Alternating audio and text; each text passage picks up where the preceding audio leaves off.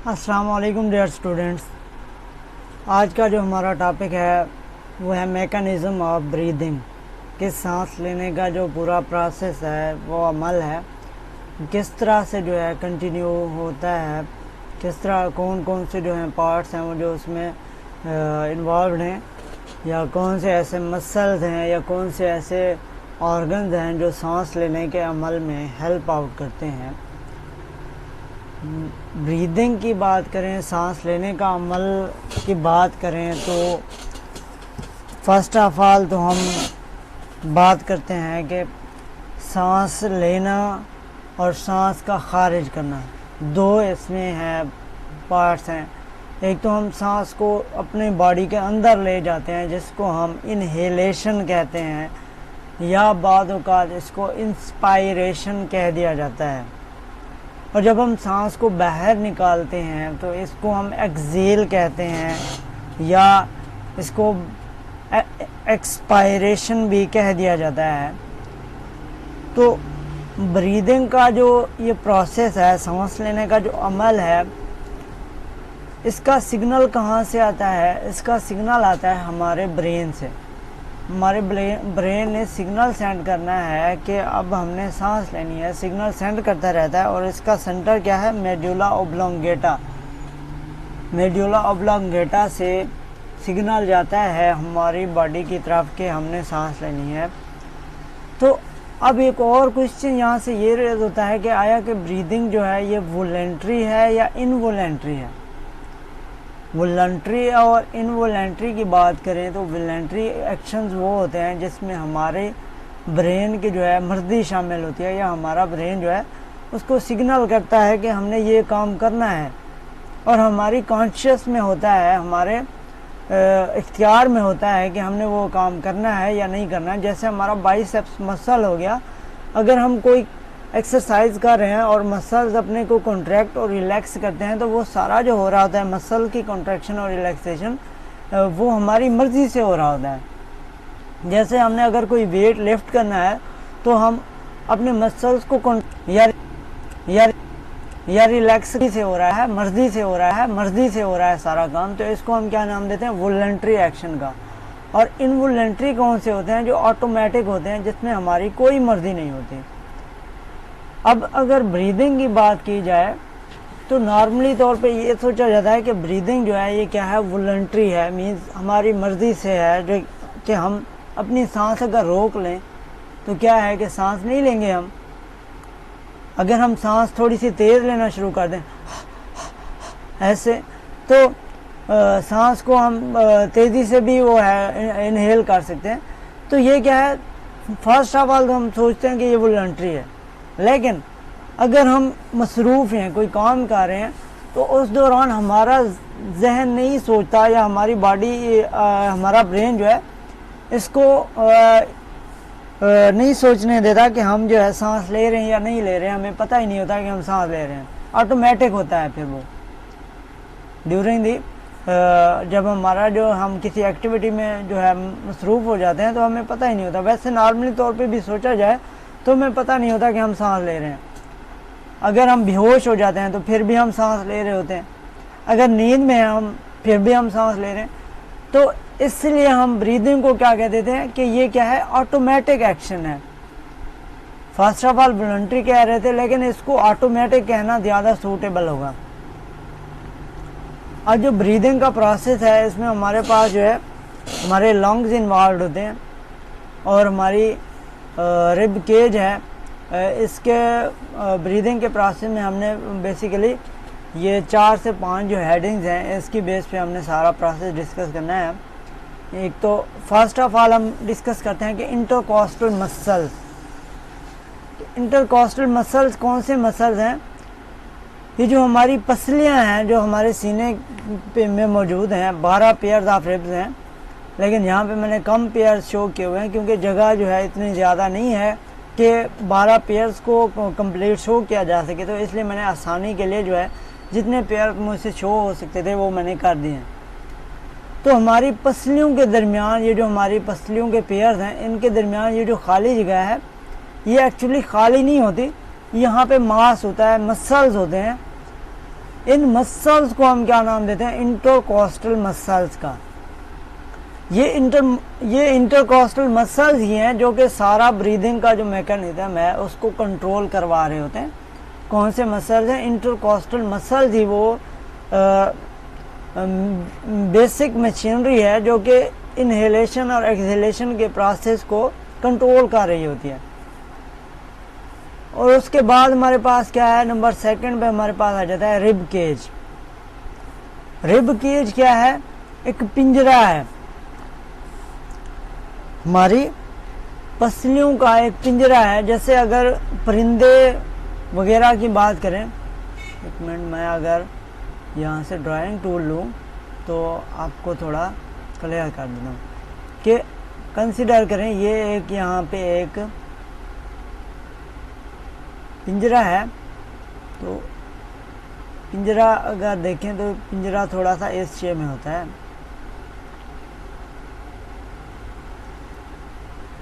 तो cage means एक पिंजरा।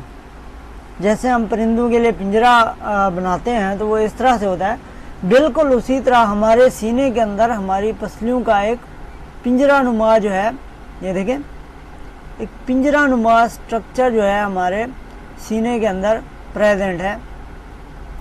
यहाँ पे ये क्या है, दरमियान वाली जो ये है हड्डी है, ये क्या है, स्टिर्नम है। और इस स्टिर्नम के साथ क्या है, ये हमारी पसलियों के जो पियर्स हैं ये अटैच होते हैं ऐसे ऐसे ऐसे ऐसे, ये सारा एक पिंजरा नुमा स्ट्रक्चर बना देते हैं। इसको हम क्या नाम देते हैं, इस पिंजरे को क्या नाम देते हैं, हम रिब केज का नाम देते हैं। 12 पेयर्स ऑफ रिब्स जो है ये एक पिंजरा बनाते हैं जिसे रिब केज का नाम दिया जाता है। और हमारे जो लंग्स हैं ये बिल्कुल इस रिब केज के नीचे होते हैं। मीन्स ये पिंजरा जो है यहाँ पे ऐसे है, मीन्स ऐसे यहाँ पे एक पिंजरा नुमा स्ट्रक्चर जो है इसके ऊपर है।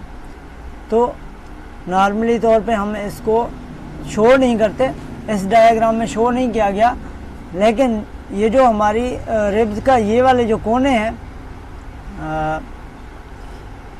ये जो कोने हैं यहाँ पे, इनको यहाँ पे इस साइड में डायग्राम की साइड में मैंने शो किया हुआ है कि ये इस तरह की स्ट्रक्चर है।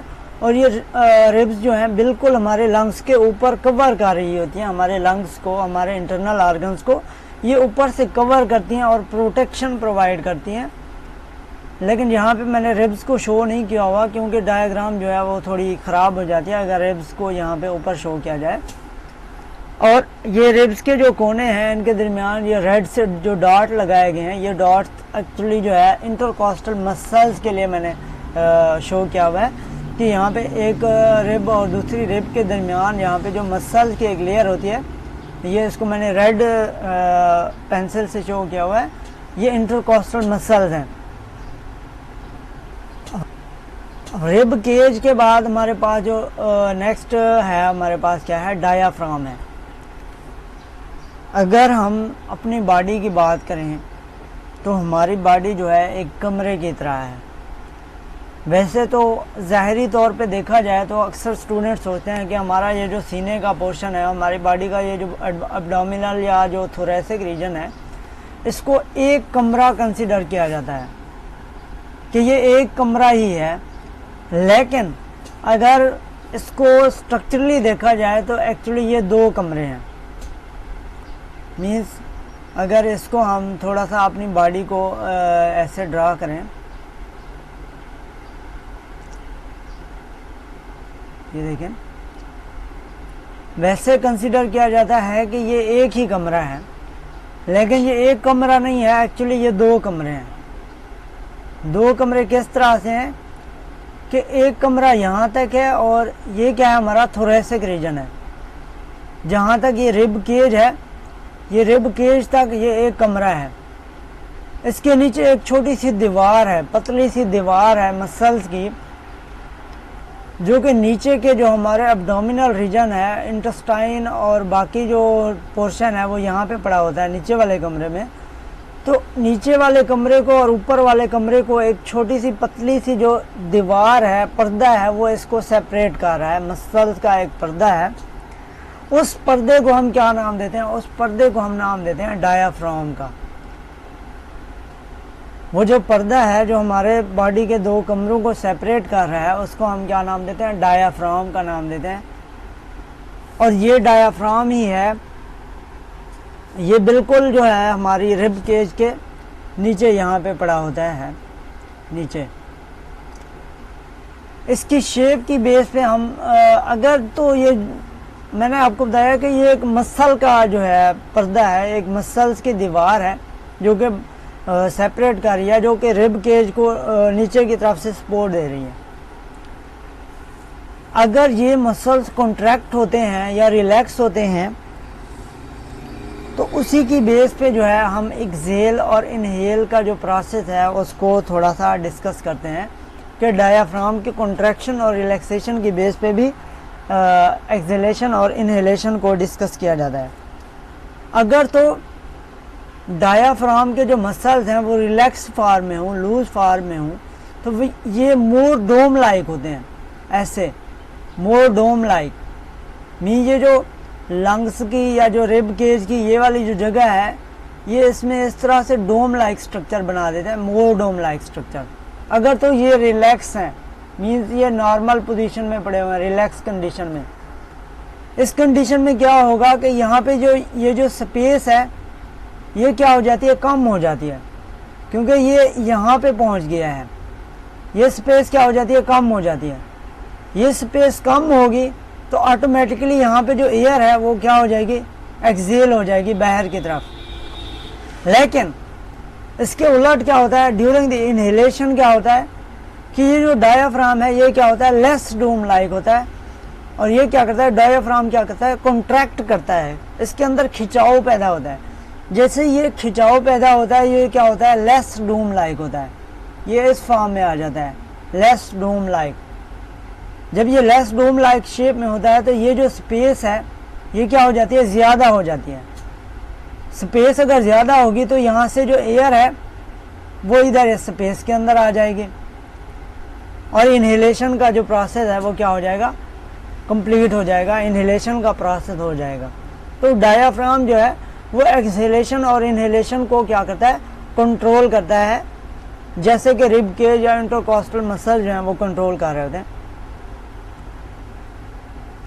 एक और चीज़ जो हम बात कर रहे हैं, वॉल्यूम ऑफ रिब केज, कि वॉल्यूम ऑफ रिब केज क्या है? इनहेलेशन और एक्सहेलेशन के प्रोसेस के दौरान जो है रिब केज का वॉल्यूम जो है वो इंक्रीज और डिक्रीज होता रहता है। इनहेलेशन के दौरान क्या होता है कि वॉल्यूम जो है रिब केज का क्या हो जाता है? इंक्रीज हो जाता है। क्यों? क्योंकि जैसे ही ये इंटरकॉस्टल मसल्स जो हैं ये कॉन्ट्रैक्ट करते हैं तो इनकी कॉन्ट्रैक्शन के नतीजे में क्या होता है कि अब ये मसल ऐसे यहाँ पे पड़ा हुआ है ना, अगर इसको एरो से शो किया जाए तो ये जो स्पेस है इसके दरमियान जो है मसल पड़ा हुआ है। जैसे ही मसल कॉन्ट्रैक्ट करेगा, आपस में जो है पिचक जाएगा, तो ये जो रिब्स हैं ये ऊपर की तरफ मूव करेंगी। रिब्स जो हैं ऊपर की तरफ खींची चली जाएंगी। अब हम सांस लेते हैं, अगर आप ऐसे ही सांस लेके देखें, सांस लें तो ये जो रिब्स हैं ये ऊपर की तरफ मूव करती हैं, ऊपर की तरफ और थोड़ा बाहर की तरफ मूव करती हैं।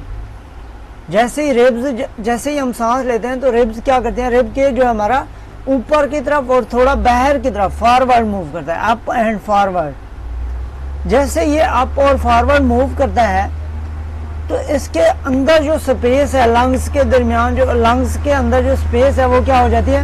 वो ज़्यादा हो जाती है। अब स्पेस ज़्यादा हुई तो ऑटोमेटिकली क्या होगा कि एयर जो है वो अंदर चली जाएगी, क्योंकि अब स्पेस क्रिएट हो गई है अंदर, तो एयर क्या चली जाएगी? अंदर चली जाएगी। Volume of rib cage increase हुआ तो एयर जो है अंदर चली गई। प्रेशर क्या हो जाएगा? प्रेशर क्या हो जाएगा? डिक्रीज हो जाएगा। हमने फिजिक्स में और केमिस्ट्री में एक टर्म पढ़ी थी कि volume is inversely proportional to pressure. जैसे ही वॉल्यूम इंक्रीज कर रहा है तो प्रेशर क्या करता है? डिक्रीज हो जाता है। और एक्सहेलेशन के दौरान क्या होता है कि वॉल्यूम क्या हो रहा था? डिक्रीज होता है, प्रेशर क्या होता है? इंक्रीज होता है। अच्छा, ये हमने 5 जो है हेडिंग्स जो है उसको डिस्कस कर लिया। इसकी बेस पे अगर हम फर्स्ट ऑफ ऑल जो हमारा टॉपिक पे आ जाए, हमारा जो टॉपिक था वो क्या था, मैकेनिज्म ऑफ ब्रीदिंग। ब्रीदिंग में मैंने आपको बताया कि 2 प्रोसेस हो रहे थे। इनहेलेशन मीन्स हवा को जिस्म के अंदर ले जाना, इनटेक करना, हवा का जिस्म के अंदर ले जाना, इसको हम क्या नाम देते हैं, इनहेलेशन का नाम देते हैं, या इसको हम नाम देते हैं इंस्पायरेशन का। तो फर्स्ट जो हमारा स्टेप है वो क्या है, इनहेलेशन का, कि हम ऑक्सीजन को या हवा को अपनी बॉडी के अंदर कैसे ले जाएंगे। तो उसमें जो है ये 5 जो प्रोसेस हैं वो किस तरह से इन्वॉल्व होते हैं। फर्स्ट ऑफ ऑल अगर बात करें हम इंटरकोस्टल मसल्स की, तो इनहेलेशन के दौरान क्या होता है कि ये जो मसल्स हैं, ये जो इंटरकोस्टल मसल्स हैं, ये मैंने IM से शो किया हुआ है, एक्चुअली ये इंटरकोस्टल मसल्स के लिए मैंने लिखा हुआ है। इंटरकोस्टल मसल्स क्या करते हैं, कॉन्ट्रैक्ट करते हैं। यहाँ पे मैंने आपको बताया कि ये जो इंटरकोस्टल मसल्स हैं ये क्या करते हैं, कॉन्ट्रैक्ट करते हैं, आपस में खिंचाव पैदा करते हैं। जैसे ये कॉन्ट्रैक्ट करेंगे तो अब नेक्स्ट क्या होगा, नेक्स्ट ये जो हमारा रिब केज है, इस कॉन्ट्रैक्शन के नतीजे में जो हमारा रिब केज है ये क्या करेगा, अप एंड फॉरवर्ड मूव करेगा। क्यों, क्योंकि ये जो मसल्स हैं, यहाँ पे मैंने आपको बताया, ये मसल जैसे ही ऊपर की तरफ जो है कॉन्ट्रैक्ट करते हैं, आपस में मिलते हैं, तो ये जो रिब्स हैं ये क्या करती हैं, ये ऊपर की तरफ मूव करती हैं। ये रिब्स जो हैं ऊपर की तरफ मूव करती हैं और थोड़ा सा बाहर की तरफ आ जाती हैं, ऊपर भी जाएंगी और थोड़ा बाहर आएंगी। अगर आप ऐसे ही बैठे बैठे सोचें, थोड़ा इनहेल करें, ज़रा इनहेल करें ना, पता आपको चलेगा कि क्या हो रहा है। इनहेल करें, आप नोट करें, आपकी जो पसलियां हैं उनकी मूवमेंट को थोड़ा आप नोट करें। पसलियों ने क्या किया, इंटरकोस्टल मसल्स ने कॉन्ट्रैक्ट किया, आपकी पसलियां थोड़ी सी ऊपर चली गई हैं, ऊपर भी चली गई हैं, और थोड़ा आप गौर से देखें आपका सीना थोड़ा बाहर आ गया है during the process of inhalation. अब आप सांस ले रहे हैं, ना कि सांस बाहर निकाल रहे हैं। सांस लेना, आप देखें आप क्या हो रहा है, पसलियां ऊपर गई और थोड़ा बाहर को फैली, बाहर को फैली तो डायाफ्राम क्या करेगा, डायाफ्राम इस दौरान क्या करेगा, कॉन्ट्रैक्ट करेगा।